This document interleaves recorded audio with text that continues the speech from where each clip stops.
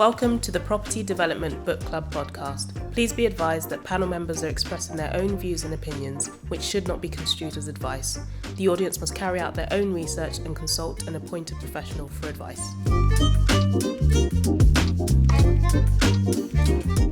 Hi guys, welcome to this episode of the Property Development Book Club podcast. Today we are talking about public engagement, and I'm joined by a fabulous panel of mixed property specialists.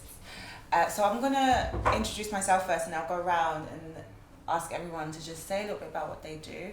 My name's HANNA. AFOLABI. I'm a development director and founder of Black Women in Real Estate. Abe, over to you. I'm ADEMOLAKE. I'm a senior social director, as a planning consultant, over 10 years experience. I'm a chartered planner, worked on a number of developments across London and the South East. And I've also, I'm part of the BAME Planners Network, which is a group trying to champion diversity and inclusivity for BAME backgrounds in planning. Hi, I'm AMANDEEP. I'm an architect and urban designer. I'm currently an associate at Be First, involved in a lot of engagement, public consultation and co-design. Hi everyone, I'm Shawn Adams. I'm a writer, training architect, and I also run a social enterprise called Poor Collective, which stands for Power Out of Restriction, and essentially we work with young people to give them opportunities to feel as if they have a stake in their local environment.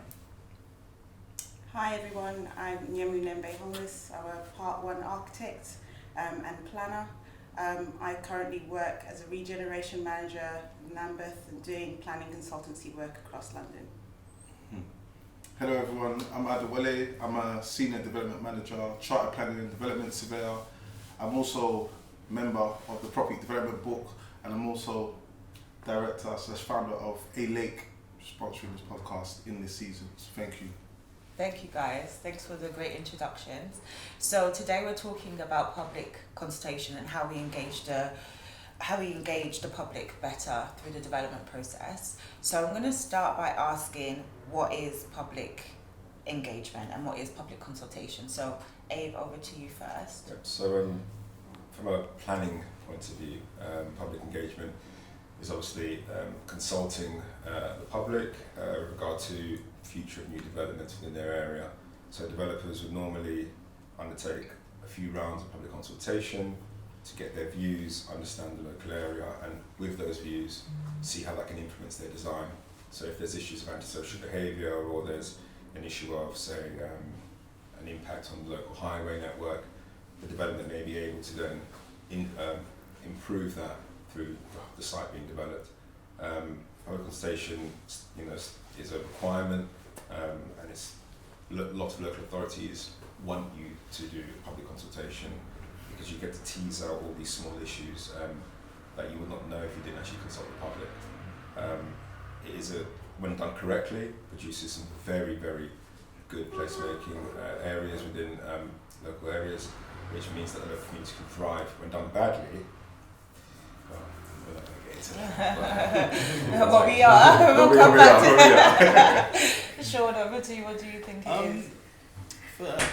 From the kind of public engagement kind of workshops and sessions that I've been to, it's supposedly meant to be an opportunity where the kind of designers get to showcase their design to the local community and speak a little bit about the work that they're doing. But often when I've gone to these public consultations, I'm not seeing many young people. It's usually people that are quite elderly, or people that have already kind of seen a development and aren't happy with that development, and then feel as if they now need to go and say something and be present. Because quite a few of the kind of public engagement sessions I've been to, I've seen people kind of stand up and be like, we don't want that, and like people be quite like aggressive to the architects, because it's like a lot of the time it feels like it's something that people in the built environment kind of do, and because it's kind of something that they feel as if they're obliged to do, they try and just kind of do it and not really want people to have much of an opinion. So I don't know, sometimes I've seen it done well, but a lot of the times I feel like some of the architects, some of the kind of built environment practitioners can be quite nefarious in these public engagements. Hopefully that's not too political. I think that's a good segue to say then, like, why do us as the built environment specialists go into these public consultations and just kind of like try and slyly engage the public as well as instead of just doing it head on and like doing true public engagement based on what Sean's I'm just coming off what Sean's saying. Go on. I've just got just one point. I mean, the point I was saying, you see a lot of young people there, that can segue into another amount of questions in terms of, are they actually really involved in what's happening? Do they actually understand, how their local area is being shaped? Do they actually care? That's another issue, because sometimes you get a leaflet through your door, you don't have the time to attend a public consultation, you're just going to go, put it in the bin and not worry about it. And the next minute you've got developments come on next to you, and then you think, okay, now I want to sort of start voicing my opinion, but it's too late. I think that he is right. There is a lot of people who have a lot of time on their hands that attend public consultation, and you see the same faces at the same public consultations. But my view is, it's very important for everyone to be involved in public consultation. When done correctly, a lot of sort of developers really go out of their way to host a number of events, to be able to get a wider view of people from the local area. They have social media set up, they have websites set up. So yeah, I think. But are developers doing it as a tick boxing exercise or? I've got an opinion. Yeah, go on. So in terms of public engagement, the company that myself and AMANDEEP work for, I believe they provide the best genuine form of consultation, in my opinion. So as an example, we will consult with people from REBA stage 0 all the way through to REBA stage 3, 4, and we'll just keep that going.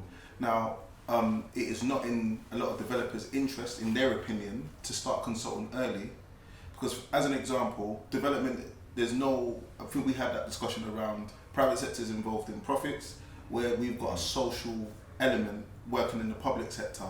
I found that difference between the two entities has a very big impact on how people feel the need to involve people in that process. But how many people, what type of people, and to Sean's point, actually come out to those consultations? So, as an example, we did one, and it's called the Gascoigne Neighbourhoods. Yeah, Sean was, I believe you were involved in part of it, and I believe I was the one that wrote the statement of community involvement. It was very long. Can you say what a statement of community involvement is? A statement of community involvement is if you've got a development and you carry out consultation on the designs, you have to produce a statement of community involvement which sets out your consultation responses, shows how you've analysed it, and shows how you've responded to feedback from the community. And I believe you have to do it as part of the Localism Act 2011 for major developments. If you're a very good developer, it doesn't matter if you're small or large, meaning 1 to 9 units is considered small or minor application, 9+ is large. A good developer should be doing it irrespective of the size of the development.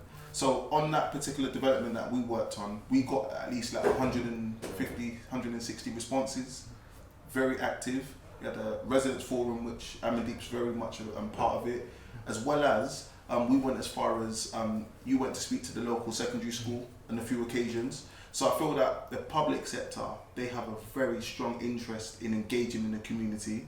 Private developers do, but not as much as the public sector. So on that though, of the 160 people that engaged, how many people actually lived on the estate? The majority. So no, as in how many people live in total on the estate? On the estate, at the moment, we don't like to use the word estate. Okay, sorry. Neighbourhood. Oh, in the neighbourhood, in the community. How many people work in that community? So in that community, I would say 100% of the people lived within that community. No, but what's the percentage of the 160 to the people who lived in the area? So the Gascoigne neighbourhood is, how do I put it? There is, how many people would you say is in Gascoigne? Probably like, I don't know. It's a massive, it's a big probably between neighbourhood. over 1,000 to 2,000 at the moment. So we're getting about a 10%. Or 1%. Okay. we're talking about a response rate of, it's about 10, let's say 10%. 160 it's 10,000. No, is it 10,000, 1,000? Yeah. Was 1%. It's 10,000 people, did you say, live there? How much? It's quite. It's a big neighbourhood. Really large neighbourhood. So you've got No, 1% it's not, I of. think, yeah. Anyway, we're getting a low Yeah. percent of people engaging Yeah. in the process as a start. So even for like from a local authority, public facing with a social agenda, there are few people engaging in that process. And so, are we saying that's good? As in that is that the standard of good? So the only That caveat was I a would say public on that. consultation, That's wasn't it? public, yeah. But Yeah. I think there's a bigger process we did, which Adewole mentioned about the resident forum, and this is where the hidden voices that Shawn was talking about, Yeah. people that normally wouldn't come out to those events, people that are either busy at work or don't even understand what the process is, and may have language barriers. That process was a 6-week process where we worked with the engagement consultancy team to, well, first of all, build up an accurate picture of who is on the estate, demographic, race, age, religion, etc. Then create an application process that was conducive to bringing all of these people on, with like one-to-one phone calls with everyone, interviews, can they use internet and all of that, understanding like what they're able to understand and not. That created a smaller group of really engaged people that were not your usual suspect. When you see these faces, trust me, you will be like, yeah, you will not see. And it's not just racing, it's also kind of younger people, different people work, like really young professionals as well that you often don't see. And what that meant was the conversations we were having with that group were not your typical conversations about, I don't want development in my backyard. It was actually like, and there is some of that. It's not that we just were drawing out the people that were positive. There was people giving really good ideas. And that's it, isn't it? I think when people are so disenfranchised, they miss the opportunity to actually go, I want to grab this by the ball and go, actually, I want improvement to my area, to my streets. Let me give that feedback, because that's something people can take into account. Development, often or not, I mean, scale, massing may be adjusted, but most cases it's going to happen. And there's a reason for it, and the process is set out. So I think for us it was like, let's find this a much more representative group of this estate, and then show them the opportunity. Neighbourhood. And then let them kind of start shaping it from the outset. I think the issue for me with just your basic public consultation process is you kind of collecting responses after you've submitted the planning application, and you've done one or two before, but the formal kind of collection is post-planning. There are consultation, you have to demonstrate and write your community of involvement to say you have gone out before. But realistically, like if you've taken residents on a really long journey, like you said, it's resource intensive. And I think local authorities are willing to put resource into that process because they're not going anywhere. Like local authorities aren't going anywhere, they're going to be accountable for their actions. And that's just another point, very good point, is the fact that it's resource intensive, it takes time, it takes money. Developers have very, very strict project programs sometimes. 100%. So in terms of obviously putting 6 to let's say 8 weeks worth of consultation in, yes, it's the ideal and you know it works very well. And I've been in the similar situation at ADEWOLE, and what you said where you know this particular developer did a lot of consultation, took a lot of risk out of the planning, the next stage in terms of when it came to the application being submitted, the comments we were getting back during that 21-day period or whatever it was, wasn't as bad as we thought it would have been because of the groundwork you've done ahead. And also you've addressed a lot of the issues that the residents had, or explained very clearly, this is how it's going to work, or this is what we're doing. So the amount of jargon you've taken out of the issue, the amount of understanding you've replaced that with. So going through the planning process after that became a lot smoother. But yeah, I mean, developers are constrained with time, and it's about profit, as mentioned before in other podcasts. So, you know, how to balance that between getting the outcome they want, which is obviously planning permission and development, to then, are they willing to take that cost and that resource intensive consultation? That's a very big question to manage. Yeah, and I think in my experience, that is something that local authorities and private sector haven't been paying enough attention to in terms of the amount of resource, financial, as well as just people and the types of people that actually do that kind of public consultation. So my view is that local authorities and private sector haven't actually been doing a very good job in general of public engagement. So I'm going to throw that out No, there. that's great. I disagree. I finish your point and you I guys appreciate what, you know. No, I think I appreciate agree. Historically, I agree. Historically, I agree. sorry, yes. 100% Yeah. agree with you. But I do think that we're all, as professionals, starting to think very differently about it, because I think we're starting to see the impacts it's had on our communities. I mean, at the end of the day, we're all people. We all live in neighborhoods. We all see development that's happening. We see what's happening to young people. We see the lack of jobs. We see unemployment rates soaring. We see gentrification. And if you talk to the average person on the street, they understand gentrification, but they don't understand what regeneration is. They don't understand what planning is, and they don't understand development as a whole. So for me, I totally agree. It's important to engage from Reba Stage Zero. You need to talk to people before the development has happened. I've seen so many cases, a very recent case at Lambeth where we had a big development application that went in. The developer did not engage with the community until the very end, and it has been called in. So that's kind of the repercussion, and that was really a lot to do with the public saying, no, this is not going to happen in our neighborhood. So for me, I've led on quite a few public consultation exercises, but the one that I'm most proud of is one that I'm working on in Brixton. Brixton is a place that I love. I'm South London girl. And it was, when I was given the opportunity to work on this scheme, which is Pop Brixton and another sites, 2 council-owned sites, but you know, Pop Brixton has brought so much when it comes to changing the face of Brixton and the people that come to Brixton. You know, there's different views about that actual site, and some people love it and local people don't love it. Yeah. So when it came to looking at how we redevelop the site, there was some people saying, oh, let's have another Pop Brixton, let's make it bigger, better. And then you've got the other part of the local community saying, no, we hate it, we don't feel a part of it, it's expensive, there's nothing here for us. So then we had to think about, okay, how do we engage with the people that aren't traditionally coming and talking in these debates and in these policy making decisions, and who are these people? And these people are, in this particular area, were black men, I'm not going to use BAME, but our black and brown communities and young people. And so we thought, what are we going to do to address this situation? And we decided to have focused engagement for young people, because we knew that those young people were the ones who would benefit most from this particular development. It was creating new jobs.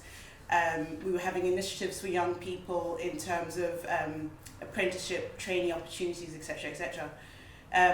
And it was about thinking creatively about how do we engage with young people. And I actually reached out to Sean. Unfortunately, he's super busy, high demand.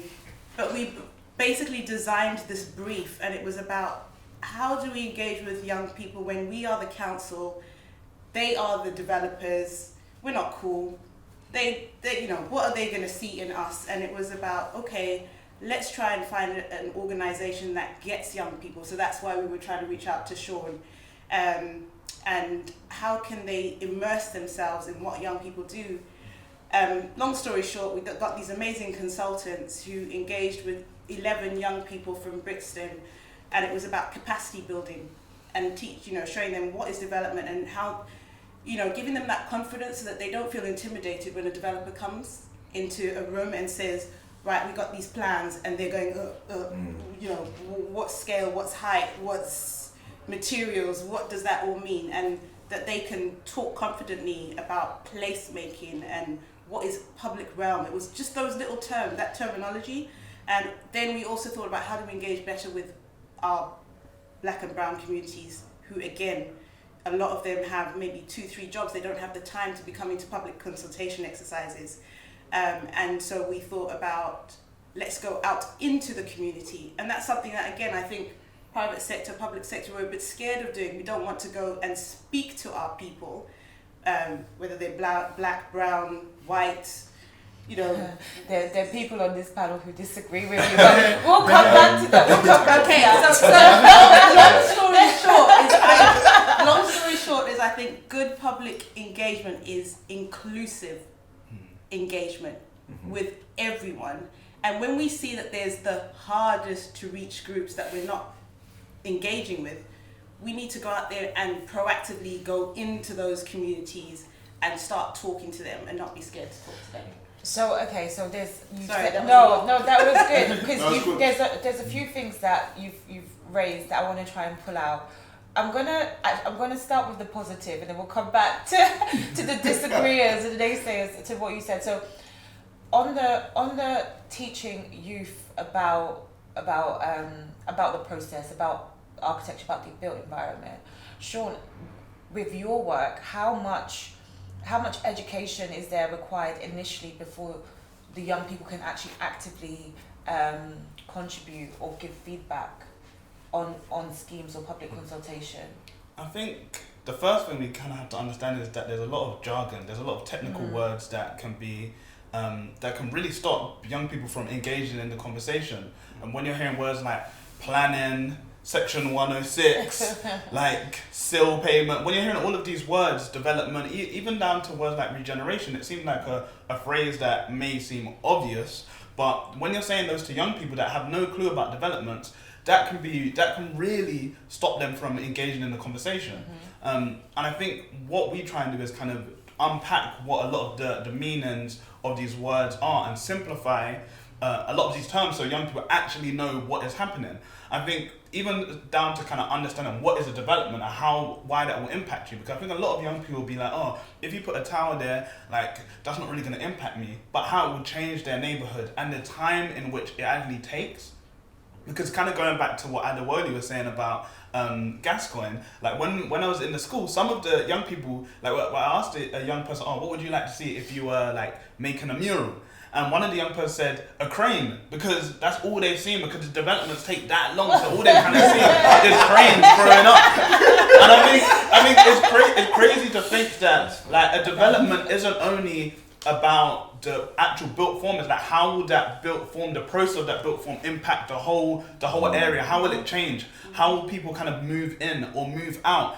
So for us, we're trying to really get young people to understand what it means for this kind of regeneration or development to happen, because it's not just simply the building, because even speaking about kind of gentrification, the kind of erasure of culture, a lot of the time, young people don't realize that if this massive regeneration scheme or this development happens, like you might be pushed out to like of your community. And I mean, you don't have to look like far below the river to see a community that has been completely wiped out. I mean, I won't kind of say much about it, but say it. I mean, if you think about when you think of South London and you think about where's the kind of where was 10 years ago the most thriving kind of Latin community, where is that community now? It's a good question. Yeah. Where is it now? Elephant Castle. Yeah. So I think for us it's really important to really like kind of democratize the language and allow young people to understand, but also to give them the tools. So like, what is a plan?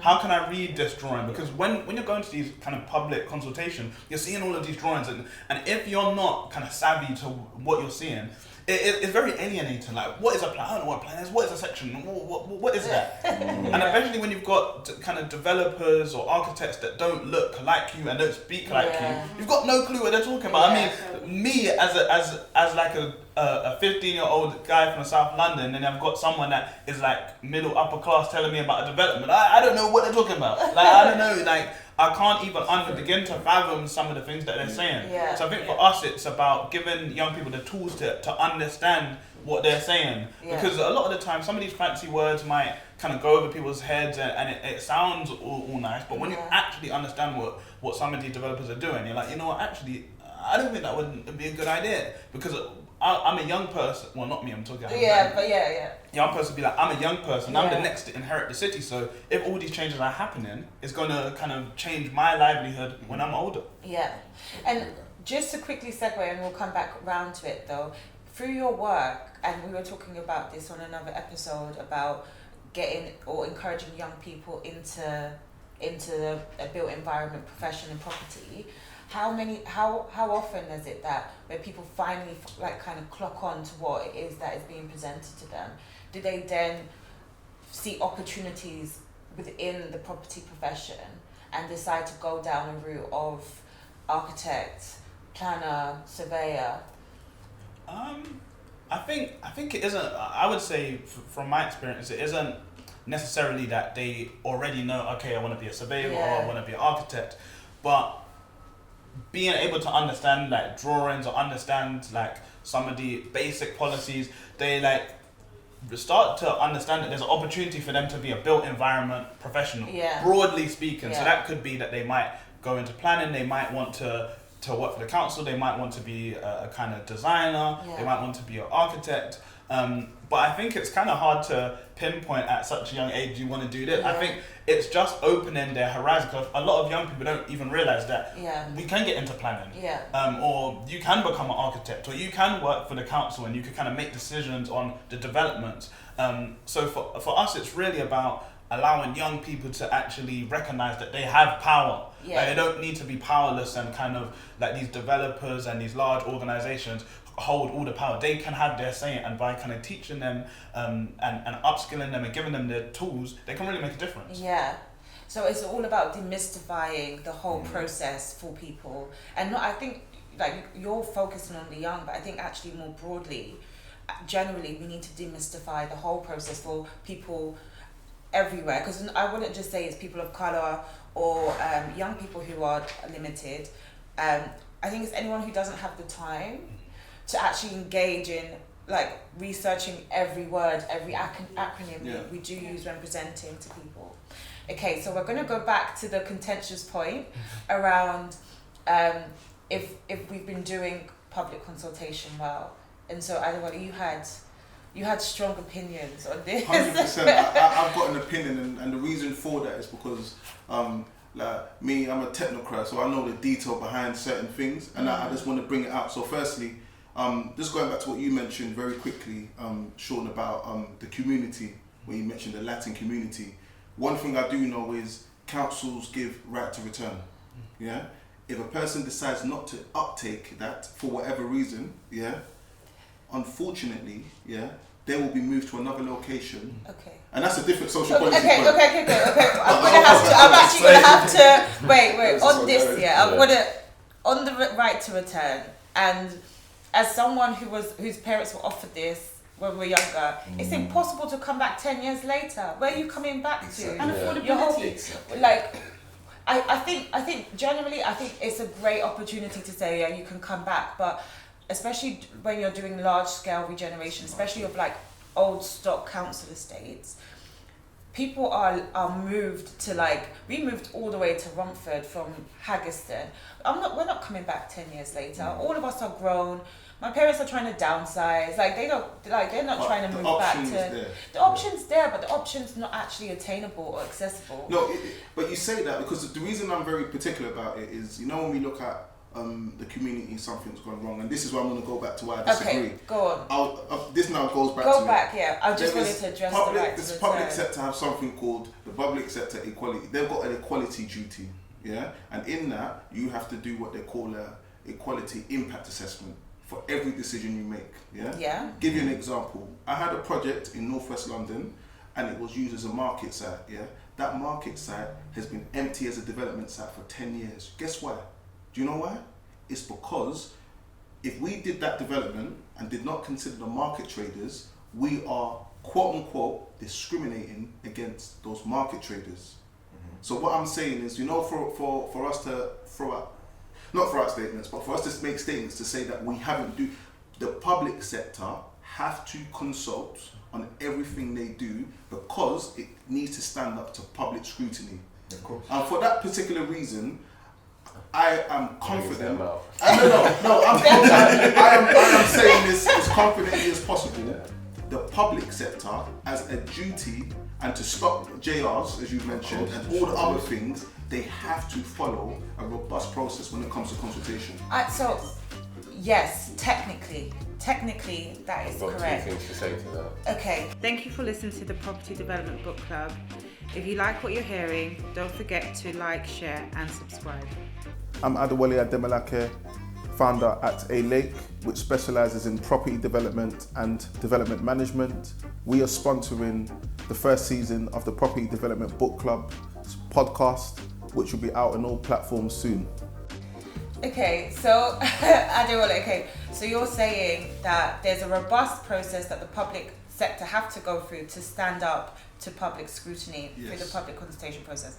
Okay, who here has a burning desire to reply to Adewole? Go on. So two of them. One about your point about right to return, whether it's for businesses or people. I fully agree with your point, but a lot of people that have grown up in the States, if they're offered the chance to leave for something that's even slightly better, they will take that within a heartbeat.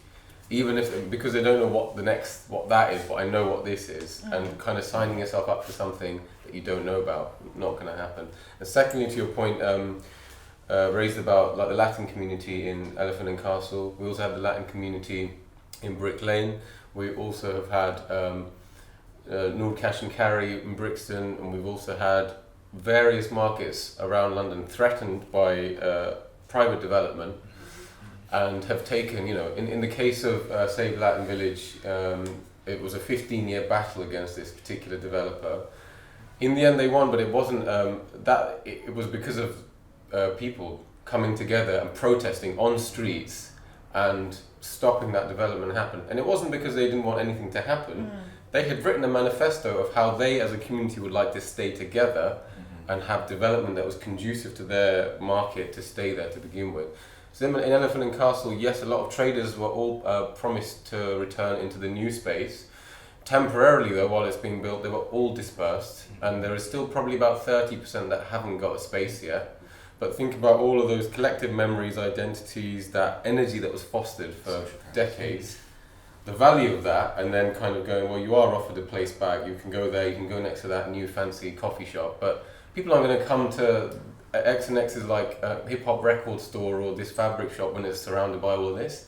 That place held a special value in being together in one place, that once you've broken that, you can't put it back together unless that's your intention to begin with. We know that change is the only constant thing in anything to do with anything we do as a profession. Yes. Change.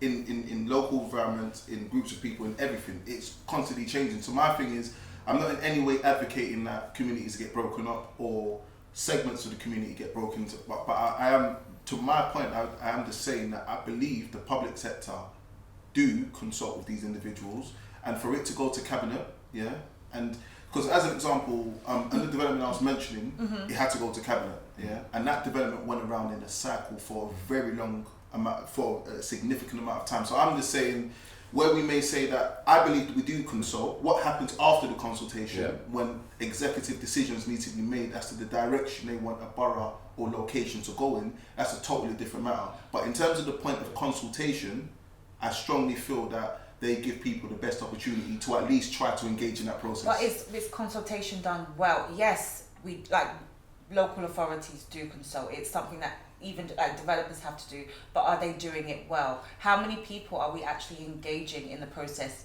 well? And I think that's the difference, right? It's like we are talking about doing a consultation process and it not necessarily being a tick boxing exercise, but we have such a low percentage of outturn of people who are impacted by the scheme actually giving any feedback. Thank you for listening to the Property Development Book Club podcast. We know you're loving what you're hearing, so don't forget to like, share and subscribe. What I have done on my projects is change the information medium. Right? This is the big, like, if a flyer is coming from my door, I'm going to look at the flyer and throw it in the bin. Right? If I have the opportunity to see it online, if there's an Instagram about it, there are things that pop up, I can then say, actually, it's not a commitment of like an hour of my day to go and sit in an office or go to this random like community centre and have a conversation with people. And I think that comes back to the point of meaningful engagement and how we're engaging with people. Like, and for me, I've only started getting involved in consultations because I was like, hold on, I'm saying we need to be more inclusive, we need to see more people, women especially are out of those kind of conversations as well, disabled people. Why aren't we seeing them? And then I was like, okay, I'm going to start going to the ones that are happening in my area. So I went to one. It was online. It was so easy to access, number one. Yeah. But then I didn't know about it. I knew about it through another colleague who is a planner. So like, that's the other thing. How do we make sure that people know about these exercises and where they're happening? And then the other thought is, why don't we just use, everyone's into 3D visual stuff, have these 3D visors, where people actually can almost feel like, they understand the development instead of like drawings and measurements and height, all of that. That's a very good point, because I'm not sure how much that is involved in terms of the public consultation stage, but I worked on some developments where we worked with architects who have that technology already. So when it comes to them having our little pre-meet with like the chair of the planning committee or whatnot, or we have another pre-application meeting with the officers, we say, you know what, we can show you the plans. Why don't we just show you how it would feel like? So So the 3D they put on the VR system, whatever. Yeah. Don't get me wrong, it's costs to do a lot of money to do this, and not all developers have all this to their hand. But the minute you place the officer in the actual development, you can see everything, all those issues you thought you had on paper can completely melt away. But I do agree that needs to be maybe scaled up to a public consultation event where the people really need to, see themselves, so that actually know that they'll be affected by it. Your point on social media and sort of the various how do we do good engagement, it comes down to your point as well, not of young people. We need to use engagement processes that actually hit those people. So older people like a flyer, some of them like a flyer and through their posts, their letters. Some of the youth want just a quick little Instagram, there you go, click on it, there we go, and we can go and engage. So we need to get that right, and I think a lot of companies are doing that, but again, it needs to be sort of pushed further. I would also say, to add to why people do and don't, think about the last time you made a point to add effort to say something. Usually it's because you are unhappy with something, right? It's rare that you're really happy with something, you're like, I'm going to go out my way to tell that. It's a bit of human nature, and we want to stop something we want to get because we think it's going to negatively impact us. What we need to flip that is, why do people not go and say something? Well, it's going to be probably quite good. I don't need to say anything. But actually, it's really important to get the positive. Even if you support something, or actually you've got a slight point that it's not saying don't do this, but actually do this in a different way. We got to recognise people's time and value people's time. A lot of people will give their time to give that feedback, which is, please don't do this or stop this, but people that want to say something more positive. And an example of that would be when we set up the forum, we knew we were going to be engaging for an hour to 2 hours of people's time every 2 weeks. You can't expect people to be turning up after work, so we pay for that time. And we pay for that time every single session. And actually, when people are paid for time, they respect that the space that they're in is for them to have a productive conversation with you as almost as an equal stakeholder, as opposed to an extractive process about give me all the stuff that you want to know and we'll try and embed it. It's about valuing people's time, and if it can't always be done in a monetary way, think of like what you were saying about going into the community. If it's hard for people to get somewhere, how can we go to their businesses, to their shops, catch them at a time that's best for them, not when's good for us and when's easiest for us as a team, etc. Sorry. I just want to quickly try and see if gauge people's points on this, but how much are the public just fatigued by consultation? In most areas where you have mass regeneration and or development, Brixton's a good example, Elephant Castle's a good example, where you have developers doing piecemeal around an area. You're getting several calls for consultation, several calls for people's time. How much could that be consolidated and or sped up so that people don't feel like, I don't how I feel every time I get a letter in the post? How do we keep keeping people engaged? Because there's also that resource point of, I'm going to go out on this one development and then I'm going to do it again next month and again the next month. At what point do people say, I've got a view on that. So I think that I want to say shout out to Urban Symbiotics and their amazing work. But what the way that I see things working is, firstly, we did a community park, a Phoenix Park, a Meanwhile Youth Park, and we're doing another one, as you know, that you're aware of. So when you look at that type of stuff, that engages the community. But and last week, I took my daughter Tia on a walk around the neighbourhood with the Gascoigne Residents Forum, yeah. And in that walk around, we were just walking around. What do you like about that development? What don't you like? And we were just taking notes of that. So my thing is that public engagement, as we know it, it shouldn't have to be. This is some plans. Here's a questionnaire. Crime. Is there crime in your area? What kind of question is that? I've asked that question, so God forgive me for it. But what I'm thinking is more around how do you try and get people into an element where they can tell you how they experience their neighbourhood. And if you can get that type of thing going, and this is why I keep saying I believe Be First are the best at public engagement. In my opinion, yeah. But that element is so good because when you get people in their element, like there was another one we did in Marks Gate, and me and Archie, one of my team, we sat in, it was a fun day, we sat in this tent, and we're just going to speak to people one-on-one. And we sat down with somebody that lived there with a big plan, and we were like, let's talk about your routine, right? Let's talk about how you go to work. Let's talk about when you come back from work, where you do your shopping. And they just pour, like people pour. This wasn't even paid, it's just like one-on-one time when people feel they're being listened to in an environment that's like, they know these places in and out. Better than we do. Resolve Collective created this idea of this emotional mapping, which I think is so powerful, this idea of like, we see something in plan as designers and as developers, but actually what's the real plan?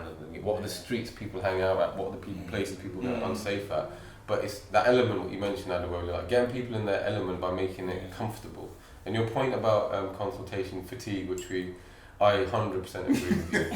People are, especially where developers come in and and might be getting planning, sell it on. Somebody else comes in, oh, actually we need to double the density now. Get it, move on, sell it on. And each time they're like, yeah, this site's gone around the books 10. I think the way to unpick that is the developers or the teams have to recognise that the community's gone through a lot. And by going to them, you stop going to them like it's the first time they've been spoken to. Be like, look, we know lots has come out your way. This is what's already been collected. Is these things you said, are they right now? Because I know you've gone through, and like Estate Regen is the biggest example of this. Yeah. People are going to be spoken to for 15 years. They might have had kids, jobs change, married in that time. Yeah. And it's just like, it's still going on, it's not going to happen. So I think, I fully agree there is fatigue, but there is ways around it by being proactive. Yeah. Okay, so we're about to wrap up this episode, guys. I feel like we could have gone on for much longer, and I'm sure we'll probably do this again in season 2, but in more intense conversation. Sorry. I want to just end with a question. It's a yes or no. Did you hear that? Yeah. Did you hear that? It's a good no. Do local authorities actually want public opinion? It's yes and no. Yes and no. Abe. Do you want to come back to me? No, you have to. It's a yes and no. Yes. Yes. Yeah. Yes. Yes. Okay. What do you say? I'm not saying it. You have to wait till the next 6 seasons. Then the question is, do developers want? No. We're out of time. Developers. Thank you guys for listening to this episode on public engagement and consultation. This has been the Property Development Book Club podcast, and see you on the next episode.